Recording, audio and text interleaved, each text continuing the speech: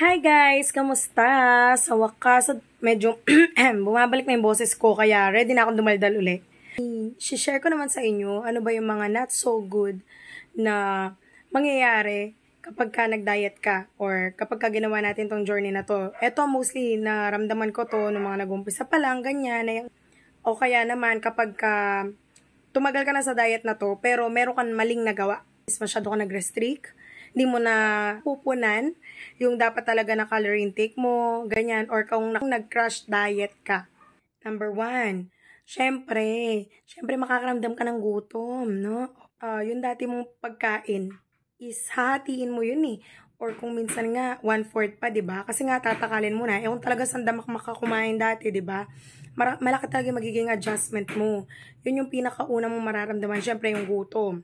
O syempre, pag gutom ka, pangalawa, mahihilo ka, manghihina ka. Mararamdaman mo yun mga first week or 2 weeks, ganyan, hanggang maka-adjust yung katawan mo, makapag-adjust ka, diba? Yun yung mga mostly na mararamdaman mo sa first and second week mo sa pagkakaldef o sa weight loss journey mo. So, number 3, liliit lahat ng liliit sa'yo. Of course, positive din yun.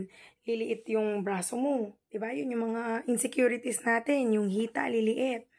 O pati yung, pati yung chest mo, liliit din yan. Lalo na naman kung wala naman sa lahi nyo. Syempre, yung part na yan is marami ring fats yan eh. Diba? So, yun, talagang a-adjust din yan. Liliit din yan. Kumbaga kapag nagpapayat ka, kung ano talaga yung genetics mo lilitaw. Kung kayo ba ay mga medyo, majoga, di ba? Good for you, di ba? Kung kayo naman ay medyo, walay talagang yun, lilitaw din siya. Pero okay lang yun. Kailangan i-embrace natin yun kasi yun ang totoong tayo. Yan. Kaya nga tayo nag-exercise din eh. Kaya yung iba nag-exercise talaga. Sabi nga nila mas better yung result kapag nag-exercise ka. Kasi pwede mo yung ma-adjust yung mga muscles mo dyan, di ba? Yung mga workout para sa butt, sa chest, 'di ba? Yan. Yun doon naman papasok yung exercise. Yun yung kahalaga ng exercise. Okay? So number 4. Sabi ko kanina, 'di ba, manghihina ka. Manghihina ka to the point na syempre kung dati is yung nung malaman ka, kaya mo magbuhat ng mabibigat. Ngayon, syempre na nagbawas ka ng fats mo, nagbawas ka ng pati yung muscle mo, sabi nga nila muscle loss, ganyan. Yun, medyo hindi mo na kayang buhatin mga dating kaya mong buhatin. Number 5, mood swings. Syempre, nag-a-adjust yung katawan mo, 'di ba? Gutom ka pa, 'di ba? So lahat 'yan halo-halo na. Yung mental health mo talaga magiging mo rin diyan, kalaban mo rin diyan sa journey mo na 'yan. Kaya dapat talagang decided ka na gawin 'to. Magkaroon ka ng motivation, inspiration para lahat is kayanin mo. Tapos eto pa, syempre, kapag inumpisahan na natin tong weight goal na to, is magiging magiging conscious na tayo masyado sa weight natin. 'Di ba? Kaya minsan yun din yung nagiging yung mai-stress ka.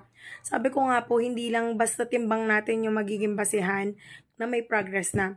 Ako nga oo, everyday nakakatulong talaga sa akin yun Kaya nga yung iba, once a week lang or once a month lang talaga nagtitimbang kasi hindi naman lahat kayang i-take yung pressure na yun. Ako kasi, ang ginagawa ko lang yung basihan kasi minsan tinatamad ako magtimbang ng food. So, ginagawa ko, linilista ko, di ba, yung mga food na tinitake ko araw-araw. Tapos na ko kung matas may calorie no, hindi. Yan, binabase ko siya sa experience ko kung halimbawa maraming kinain ko sa araw na yon, tapos low calorie daw yun. Sa susunod, alam ko na. Kasi, hindi rin naman laging available yung food scale. Diba? Hindi mo naman siya, meron na nabibili na food scale na kahit saan pwede mong dalhin, of course. Malaking tulong yun, mas accurate yun. Pero kung sakali talagang wala, yun yung inaano ko yung sarili ko sinasanay ko yung sarili ko. Kung biglaan na kahit wala, yun, para at least alam ko, kaya pinafamiliarize ko yung sarili ko kung ano ba yung mga low calorie foods. Yan, para alam ko kung ano ba yung mga pwede kong kainin. Number 6, mag-a-adjust yung metabolism mo, kaya minsan hindi ka araw-araw na dudumi, kaya nga importante yung pagdi-detox Kasi syempre, konti na lang yung tinitake mo kumpara dun sa dati. Nga mas maganda kung high in fiber yung mga kinakain mo, para at least makakatulong sa digestion. Yung high in fiber, yung mga gulay, ganyan.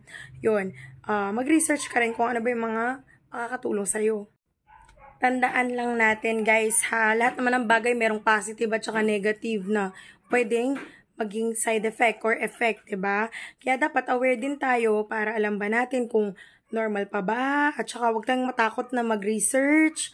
Humingi tayo ng opinion ng mga professional, katulad nga nun, dapat na, 'di ba, is magpakonsulta bago gawin yung diet, 'di ba? Para sigurado na safe.